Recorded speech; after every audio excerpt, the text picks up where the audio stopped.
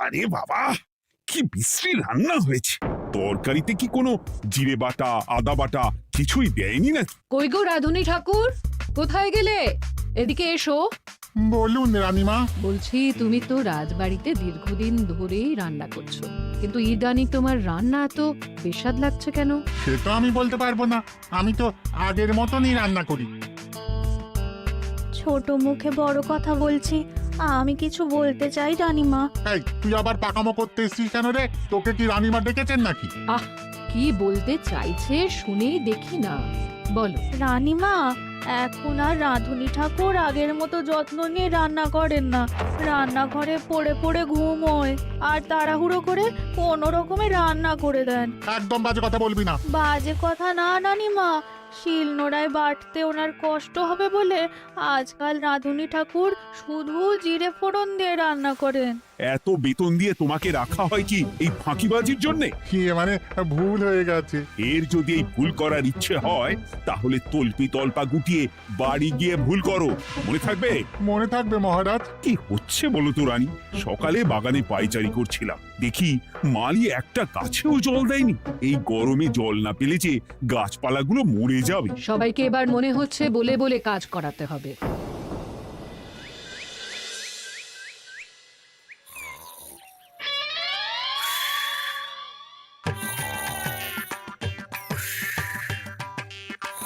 কি গো, কদিন ধরে তো তুমি শুধু খাচ্ছ আর ঘুমোচ্ছ।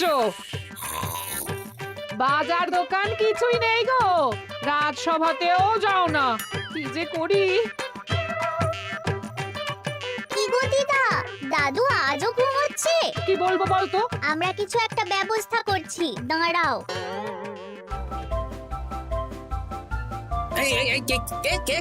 ওঠো দাদু, আর কত ঘুমে? উড়েমির একটা সীমা থাকে। ওঠো বলছি, ওঠো, ওঠো না। আহ, আমি বুঝতে পারছি বাড়ির কাজ, বাজার দোকান এসব না করার জন্য তুমি পড়ে পড়ে ঘুমোচ্ছ।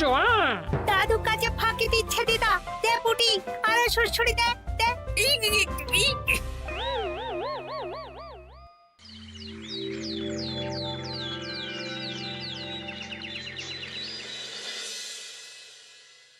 মহারাজের শরীর খারাপ না মন খারাপ? মহারাজ এরকম চুপ করে ঘুম মেরে থাকলে তো রাজপাট সব উঠে যাবে। কিছুই বুঝতে পারছি না। মহারাজ আছেন চুপটি করে, নেই যে মুখে শব্দ। ফাঁকি দিলে এবার তাকে করব আমি জব্দ। অনেক শুয়েছি, আর নয়। মহারাজ, কে ফাঁকি দিচ্ছে? আমি তো ফাঁকি দিই না। পণ্ডিত, তুমি দিচ্ছ নাকি ফাঁকি? না না, বৈদ্য। আমি ফাঁকি দিলে সবাই ওই রোগে ভুগে মরে যাবে। আমি তো রোজ সময়ই রাজসভায় আসি, তাহলে আমি বলছি আসল কারণ। রাজবাড়ির রাধুনী ফাঁকি দিচ্ছে, আর 3 দিন ধরে রাজসভায় গোপাল বেপাত্তা। হ্যাঁ, এই গোপাল বেটাই আসল ফাঁকিবাজ। ওকে বরখাস্ত করে দিন। গোপালকে যদি বরখাস্ত করা হয় তাহলে বিপদে আপদে মহারাজের পাশে দাঁড়াবে কে? অসময় মহারাজ বুদ্ধি পাবেন কার কাছে? এই সুযোগ, এই সময় গোপালকে মহারাজের চক্ষুশূল করতে হবে, তাহলে আমি একেবারে জেঁকে বসতে পারবো। মহারাজ, গোপাল ঠিক কতটা ফাঁকিবাজ হয়ে উঠেছে তার কোনো ইয়ত্তা নেই। হ্যাঁ বলুন তো। বেটা গোপাল কোনোদিন সঠিক সময়ে রাজসভায় আসে না। কোনো দিন তো আসেই না, যেমন আজকেও আসেনি। আর না এলে মহারাজকেও কারণটা জানায় না। আপনাকে সম্মান করা তো দূরের কথা, কোনো ভ্রুক্ষেপই করে না। এটা কিছুটা হলেও মন্ত্রী মশাই ঠিক কথা বলছেন। হ্যাঁ, এ তো একদম সঠিক কথা। ঠিক বলেছ। প্রহরী, প্রহরী, বলুন মহারাজ। তুমি আরেকজনকে সাথে নিয়ে এক্ষুনি গোপালকে তুলে নিয়ে এসো। আচ্ছা মহারাজ। বলি, তুমি আজকেও রাজসভায় কামাই করবে? অর্ধেক দিন কামাই করলে বেতন কাটা যাবে গো।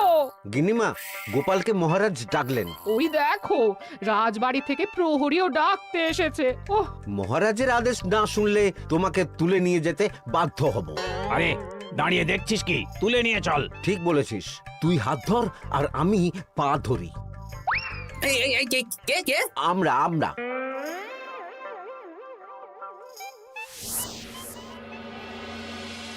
এসব কি গোপাল? তুমি বাড়িতে আছো, ঘুমোচ্ছ, অথচ রাজসভায় আসছো না। কি ব্যাপার? আগে মহারাজ, মস্তিষ্ককে বিশ্রাম দিয়ে বুদ্ধি বাড়াচ্ছিলাম। অনেক ব্যবহার হয়েছে তো, তাই একটু বিশ্রাম দরকার আর কি। আমার পুরো রাজসভাটাই ফাঁকিবাজ। আমি সবাইকেই বিদায় করব, আর গোপালকেও। এই সেরেছে, আমি ফাঁকিবাজ নই মহারাজ। আমি খোঁজ নিয়ে দেখেছি সবাই কম বেশি গায়ে হাওয়া লাগিয়ে ঘুরছে। মহারাজ, আমি তো নদীর পাড়ে বসে শীতল হাওয়া গায়ে লাগাই, তবেই তো ঢেউয়ের মতো আমার ছন্দ আসে। কেউ ফাঁকিবাজ না মহারাজ, আসল ফাঁকিবাজ গোপাল। মহারাজ, আমি যদি দরকারে আপনাকে বুদ্ধি দিয়ে ফাঁকা সময়ে বিশ্রাম দিয়ে ফাঁকিবাজ হই, তাহলে মন্ত্রী মহা ফাঁকিবাজ। কারণ মন্ত্রীর কাজ রাজাকে বুদ্ধি দেওয়া, তা তিনি করেন না বলেই আমাকে দরকার পড়ে। আমি তো ভাঁড়, আমি শুধু হাসাবো, এটাই আমার কাজ। তাতে কি, সেনাপতিও তো সেনাপ্রধান, ও কি যুদ্ধ করে? রাজ্যে শান্তি শৃঙ্খলা বজায় আছে, তাহলে যুদ্ধ করে হবেটা কি? হ্যাঁ, অকারণে পায়ে পা দিয়ে যুদ্ধ বাঁধাবো নাকি? হ্যাঁ, যত সব। যখন তখন বিপদ আসতে পারে, তাই যুদ্ধের জন্য সব সময় সামরিক শক্তিকে প্রস্তুত থাকা দরকার। হ্যাঁ, এটা গোপাল ঠিক বলেছে। সেনাপতিকে তো কোনোদিন সেসব নিয়ে মহড়াও করতে দেখি না। তাহলে দাঁড়ালো 3 জন ফাঁকিবাজ। মূল অভিযুক্ত গোপাল দিন রাত কামাই করে, মন্ত্রী মহারাজকে বুদ্ধি দেয় না, আর সেনাপতি যুদ্ধের প্রস্তুতি নেয় না। এই 3 জনকে আমি বিদায় করব। এই সেরেছে, এ তো দেখছি বিনা মেঘে বজ্রপাত। না, তবে তোমরা যে ফাঁকিবাজ নও সেটা প্রমাণ করার জন্য 12 ঘন্টা সময় দেব। আমাদের কি করতে হবে? তোমাদের 3 জনকে 3টে খালি বস্তা দেব। প্রত্যেকে ওই খালি বস্তা নিয়ে জঙ্গলে যাবে, আর এই 12 ঘন্টার মধ্যে জঙ্গল থেকে বস্তা ভরে আনবে। একটা বস্তা ভরার জন্য 12 ঘন্টা সময়? এ তো খুবই সহজ কাজ। সহজ কঠিন জানি না, যে ফাঁকি দিয়ে ফাঁকা বস্তা জমা দেবে বা কিছুটা ভর্তি কিছুটা খালি আনবে, সে সাজা পাবে। আচ্ছা মহারাজ, আমি বস্তায় কি নিয়ে আসবো সেটা কি আপনি দেখবেন? তা দেখবো না, কিন্তু বস্তা ভরে আনতে হবে। আর যা বস্তায় ভরে আনবে তাই নিয়ে সবাই বাড়ি ফিরে যেতে পারবে। তার মানে বস্তাতে যা থাকবে সব বস্তার মালিকই পাবে। একদম তাই। বুঝে গেছি, ভিতরে কোনো গভীর পরিকল্পনা আছে। প্রহরী, প্রহরী, তুমি এই 3 জনকে 3টে বস্তা দিয়ে দাও। যথা আজ্ঞা মহারাজ। আর বাকি সভাসদেরা আজকে রাজসভাতেই থাকো। ওরা 3 জন আসবে, ওদের বিচার হবে, তারপর ফিরবে। আমাদের খাওয়া দাওয়া তাহলে রাজবাড়ির তরফ থেকেই দেয়া হবে মহারাজ? হ্যাঁ। জঙ্গলে তো যাচ্ছি, কি নেব? গোপাল, আমি বলি কি, তুমি বরং আমার বস্তায় ঢুকে যাও, আমি তোমাকেই নিয়ে ফিরে যাই, ল্যাটা চুকে যাবে। আপনি যদি একা আমাকে বস্তায় ভরে নিয়ে যেতে পারেন তো চলুন। একা? এই সেরেছে। দাঁড়ান, আমি আপনার কাঁধে চড়ে দেখি আপনি আমাকে বইতে পারবেন কি পারবেন না। না না, মুখ ফসকে বলে ফেলেছি, মাথা খারাপ নাকি? তাহলে নিজের মতন থাকুন।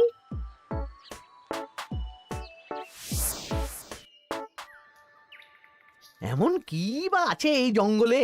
আমার কাজে লাগার মতন তো কিছুই দেখতে পাচ্ছি না। ওই তো ওই দিকটা একটু ছায়া আছে বেশ, ওই গাছের নিচে গিয়ে বিশ্রাম নি। সেনাপতি, অত চিন্তা ভাবনা করার কিছুই নেই। মহারাজ তো আর দেখবেন না আমরা বস্তায় কি ভরে নিয়ে যাব। 12 ঘন্টা অনেক সময়। এখন বিশ্রাম নাও। আপনার ইঁদুরের পেট, আপনি বিশ্রাম নিন। দেখি জঙ্গলে থেকে কিছু ফল পেড়ে আগে খাই, তারপর না হয় ওই বস্তাটা ওই ফলমূলের খোসা আর মাটিতে পড়ে থাকা পাতা দিয়ে ভরিয়ে মহারাজের কাছে নিয়ে যাব। হ্যাঁ, বস্তা যখন বাড়ি নিয়েই যেতে পারবো, তাহলে বনের সব থেকে ভালো ভালো ফলগুলো আগে ভরে নি। গিন্নিকে এবার বলবো, বাজার আনি না তো কি হয়েছে, দেখো কত ফল এনেছি। যাই, এর থেকে কিছু মহারাজকে ভেট দেব, মহারাজ বেশ খুশি হবেন।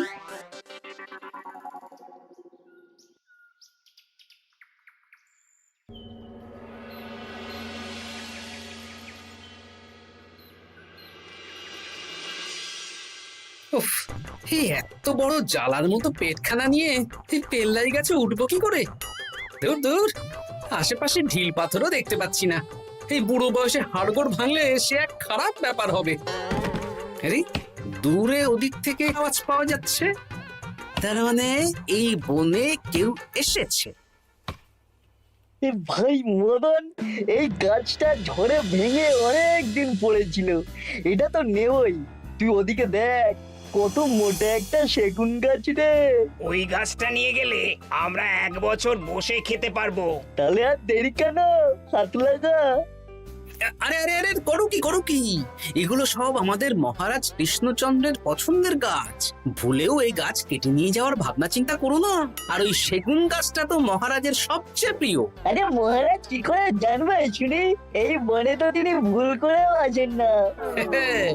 এই যে আমি আসি, আমি মহারাজের দূত। তোমরা যদি ভুল করে ওই সেগুন গাছে হাত দাও তাহলে কিন্তু তোমাদের গর্দান যাবে। এই সেরেছে, কিন্তু আমরা তো কাঠুরিয়া, কাঠ ছাড়া পেট চালাবো কি করে? সে তোমাদের ব্যবস্থা তোমরা করো, অন্য অনেক কাজ আছে। এই সামনের গাছটা মরে পড়ে আছে, এটার কাঠ আমরা নিয়ে যেতে পারবো তো? তা পারবে, এতে অত চিন্তার ব্যাপার নেই। গোপাল আছে যখন, তখন এই রাজ্যের কেউ মুশকিলে থাকবেই না। শুধু তোমাদের একটা কাজ করতে হবে। কি কাজ? এই নাও বস্তা। আমার জন্য এই জঙ্গল থেকে টাটকা বিভিন্ন ফল পেড়ে এই বস্তা ভরে দাও, তাহলে মহারাজকে আর তোমাদের কথা বলবো না, বুঝলে? আর তোমাদের যাতে রাজবাড়িতে কোনো কাজ হয় সেই নিয়ে মহারাজের কাছে সুপারিশও করব, কেমন? বেশ বেশ, এই তুমি তাহলে এখন এখানে বিশ্রাম করো, আমরা তোমার বস্তা ভরে ফল নিয়ে আসছি। ঠিক আছে, আমি তোমাদের কুঠার পাহারা দিচ্ছি, তোমরা ভালো তরতাজা ফল বস্তায় ভরে নিয়ে এসো।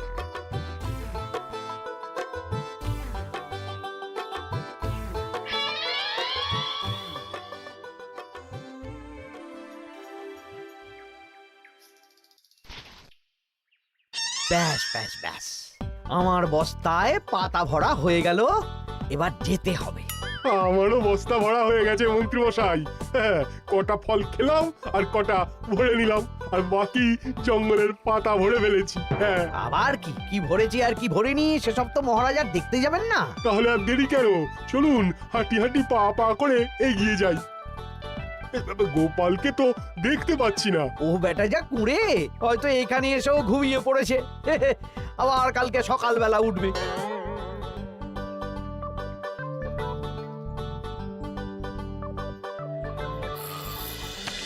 এই যে ভাইয়া, এই যে। হ্যাঁ, কে কে? আমরা। ও বলো, বস্তা ভরে এনেছো? হ্যাঁ, ভরে এনেছি। তাহলে চলো রাজসভায় যাই, তোমাদের একেবারে মহারাজের সাথে পরিচয়ও করিয়ে দেবো, আর কাজের ব্যাপারেও বলবো। চলুন। চলো চলো চলো।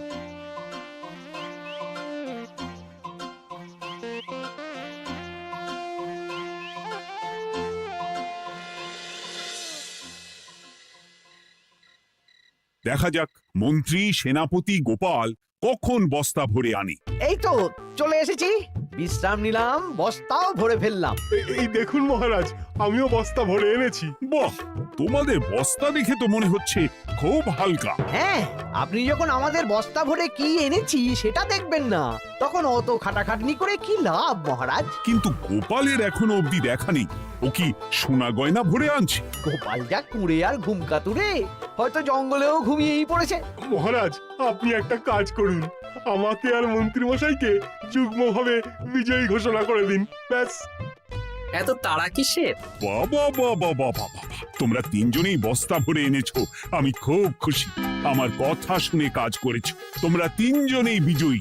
এবার বাড়ি যাও যাও। গোপাল কি করে বিজয়ী হয় মহারাজ? এই বস্তা ভরে নিয়ে আসাতেও তো ওর ফাঁকিবাজি ধরা পড়ছে। কিসের ফাঁকিবাজি? এই যে দুটো লোক তোমার হয়ে বস্তা বয়ে আনলো, সে তো মহারাজ সহ আমরা সবাই দেখতেই পেলাম। তা তো ঠিক, গোপাল নিজে হাতে বস্তা ভরে আনেনি। মহারাজ বস্তা ভরে আনতে বলেছেন, আমি এনেছি, এখানেই কথা শেষ। আমি কাকে দিয়ে বস্তা ভরালাম, কে আমাকে সাহায্য করলো, সেসব তো কোনো শর্ত আরোপ করা ছিল না। কিন্তু পরীক্ষাটা তো কে ফাঁকিবাজ সেটা প্রমাণ করার পরীক্ষা। এখানে তো তুমি ফাঁকি দিলে গোপাল। এটাও ঠিক কথা, তাহলে গোপালের শাস্তি পাওয়া উচিত। মহারাজ, আপনার শর্ত ছিল সেই ফাঁকিবাজ বলে প্রমাণিত হবে যে বস্তা খালি আনবে। এইখানে আপনি একটা ছোট্ট ভুল করেছেন মহারাজ, বস্তায় কি আছে সেটা দেখবেন না আগেই বলে দিয়েছেন। তা তো বলেছি। আপনি নিশ্চয় জানেন পাঠশালায় কিছু ছাত্রছাত্রী থাকে যারা পড়ার বইয়ে মুখ গুজে বসে থাকলেও পড়ায় তাদের মন থাকে না, মাথাতেও পড়া ঢোকে না, তাই সেই পড়া তাদের কোনো কাজে লাগে না। কি পণ্ডিত মশাই, এদেরকেই তো বলে ফাঁকিবাজ। বিলক্ষণ, এরাই ফাঁকিবাজ। ধন্যবাদ। তেমনি আমি যদি বলি সেনাপতি আর মন্ত্রী মশাই ওই ফাঁকিবাজদের মতনই ফাঁকি দিয়ে বস্তা ভরেছে, তাই ওদের বস্তা এত হালকা। সে তো আমি বুঝতেই পারছি। কিন্তু আমার বস্তায় যা জিনিস ভরে এনেছি তা একার পক্ষে সংগ্রহ করা মুশকিল ছিল, তাই আমি দুজনের সহযোগিতা নিয়েছি। মহারাজ, আপনি কি বস্তা খুলে দেখবেন নাকি? না না, আমি খুলে দেখলে আমার কথার খেলাপ হবে। এবার তো দেখছি আবার তিনজনের পরীক্ষা নিতে হবে। হ্যাঁ, নইলে প্রকৃত ফাঁকিবাজ কে সেটা প্রমাণ হবে না। কিন্তু ফাঁকিবাজ ধরার উপায় কি? মহারাজ, আমরা বরং আমাদের বস্তা নিয়ে বাড়ি না গিয়ে একদিন কারাগারেই থাকি, আর তাতেই প্রমাণ হবে এই বস্তায় সত্যি কি আছে যা আমাদের নিজেদের কাজে লাগবে। এটা ভালো বুদ্ধি। মহারাজ তখনই কারাগার থেকে আমাদের মুক্ত করবেন যখন আমরা আর থাকতে না পেরে ডাক দেব, আর যে আগে বেরোতে চাইবে সে সব থেকে বড় ফাঁকিবাজ, মানে যে আগু পিছু না ভেবে কাজ করে। বেশ, তাহলে তাই হোক। মহারাজ, কারাগারে শুধু জল ছাড়া আর কিচ্ছু দেওয়া হবে না, কারণ বস্তায় তো আর জল থাকতে পারে না। না না, তা কি করে হয়? শুধু জল? হ্যাঁ, আমি তো লোককে দিয়ে বস্তা ভরিয়েছি। আপনারা নিজে কি এমন কাজের জিনিস ভরেছেন সেটাই প্রমাণ হবে। বেশ, তাহলে তোমরা কারাগারে যাও। প্রহরী, ব্যবস্থা করো। আর এই দুজন কাঠুরিয়া বেশ কর্মঠ মহারাজ, যদি কোনো রাজবাড়ির কাজ থাকে এদের দিয়ে করাতে পারেন। আমার বাগানের মালিটা খুব ফাঁকি দিচ্ছে, তাহলে ওদের সাথে কথা বলে নিচ্ছি। যাও যাও, তোমরা কারাগারে যাও।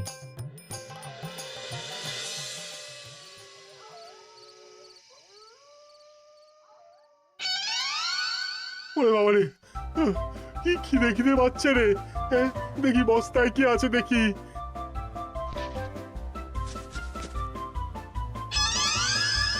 দু একটা পচা ফল, দেখি দেখি একটু ভালো আছে। এটা একটু ভালো আছে, হ্যাঁ এটাই খাই, হ্যাঁ এটাই খাই।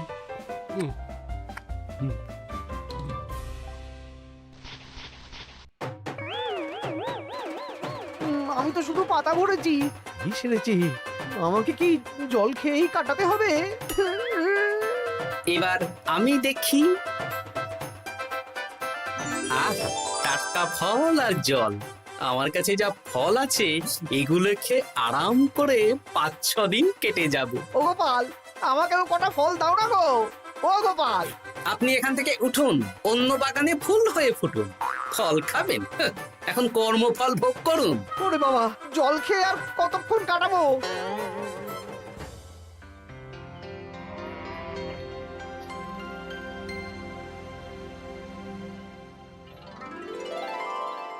উফ, পেটটা চুই চুই করছে, কি খিদে পেয়েছে না। আমি আমি বাড়ি যাব। আপনি বাড়ি যাবেন? তাহলে বেরিয়ে আসুন, বেরিয়ে আসুন। বেটা গোপাল কায়দা করে এমন শর্ত দিতে বললো, পুরো ফেঁসে গেলাম। আমারও তো খাওয়ার মতন তেমন কিছু নেই, আমিও এখানে থাকবো না। আমি এখানেই আছি, ফল খাবো, জল খাবো, আর প্রকৃতির ডাক এলে একটু বাইরে যাব।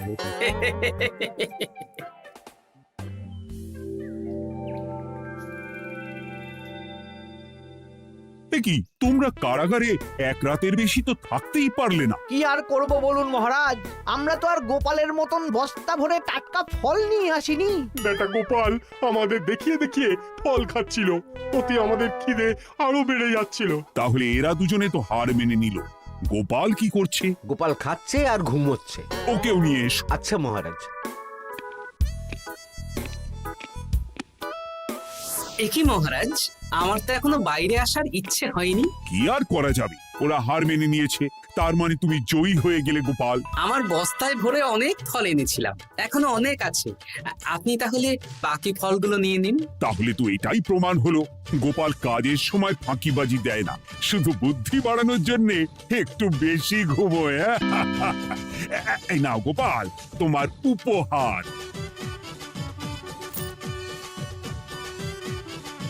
মহারাজ, আমি সময়ের কাজ সময়ে করি আর বাকি সময় একটু ঘুমাই। আমার এখন ঘুম দরকার মহারাজ, কাল থেকে অনেক ধকল গেল যে। বেশ, তোমাকে ঘুমানোর জন্য 1 সপ্তাহ ছুটি দেওয়া হলো। ধন্যবাদ মহারাজ।